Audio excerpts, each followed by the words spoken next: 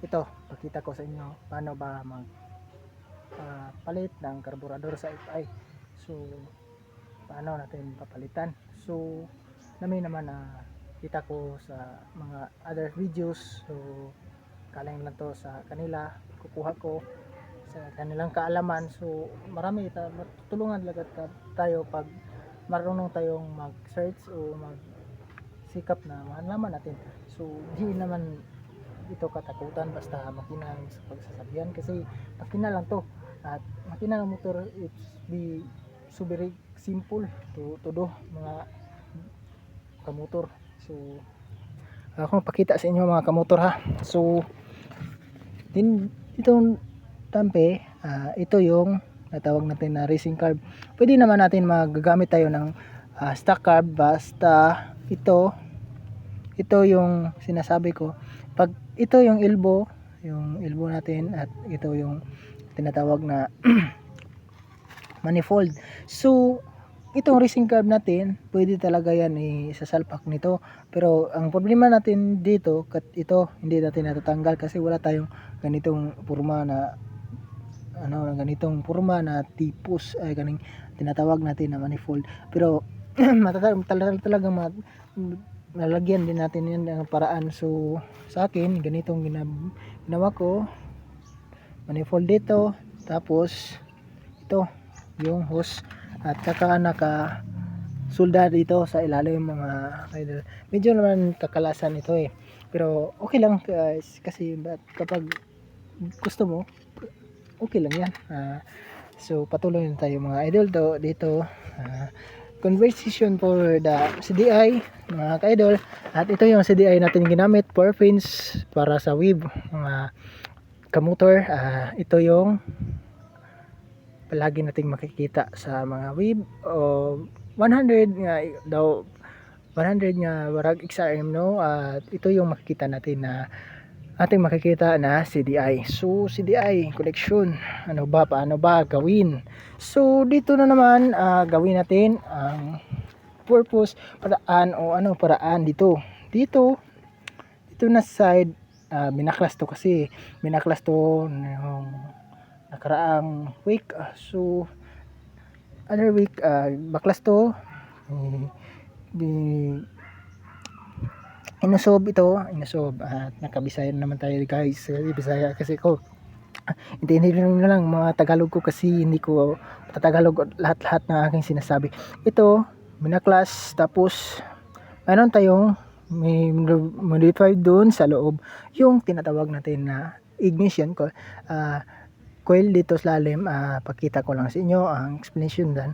At ito dito labas sa ating paglabas na kalayo, yung center nito, yung sentro, natawag natin na alignment of this alignment dito.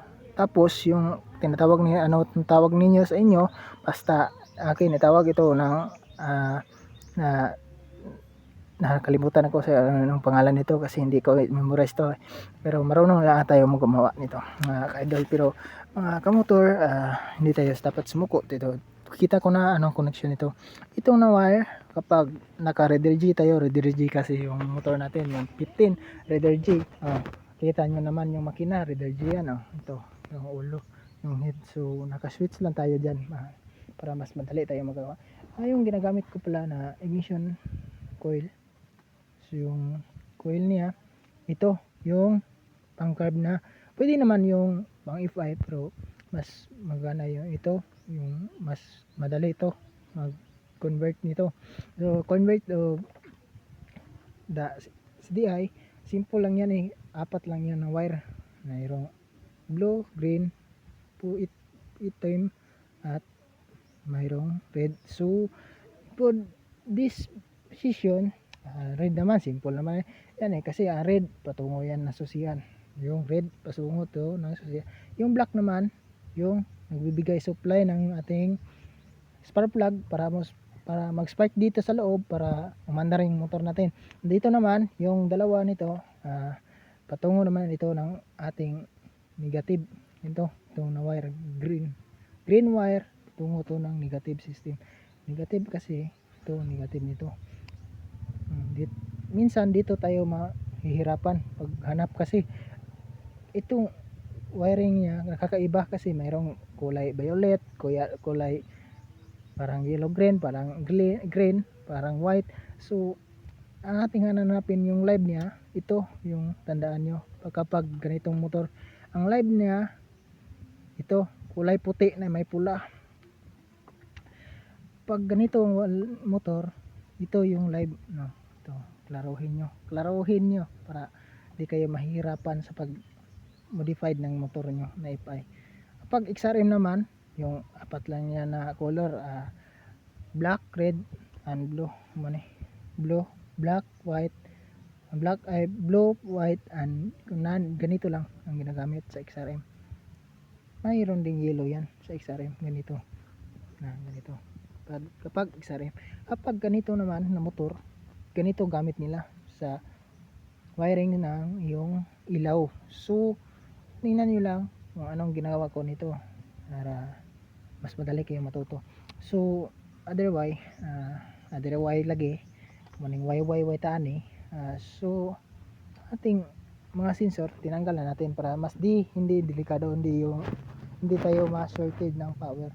So ito yung power galing battery, ito galing battery, under nila ito bakit walang battery kasi yung FI kasi nga ganito, kapag walang battery hindi to under mga motor, pero under talaga yung motor kapag naka carburetor, naka under na yan. Kaso maingay yung motor natin naka 40 kasi ano ba yan, 24mm ating ginamit dito 24mm, at dito naman mga stock lang ito stock lang din naman ito kasi iba kasi modified.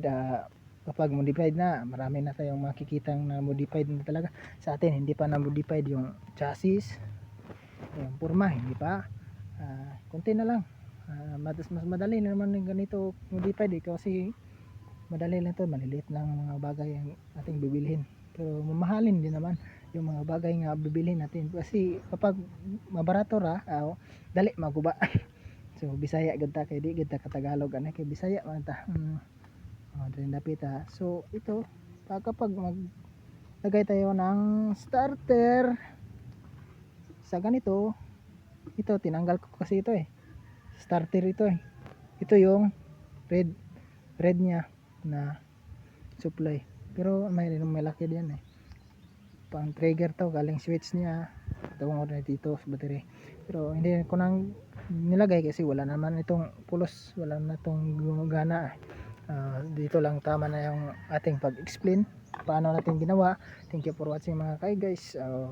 Patuloy magkamotor o kamoto, dito lang tama na ating magbablog. Thank you for watching. Tapos na tayo.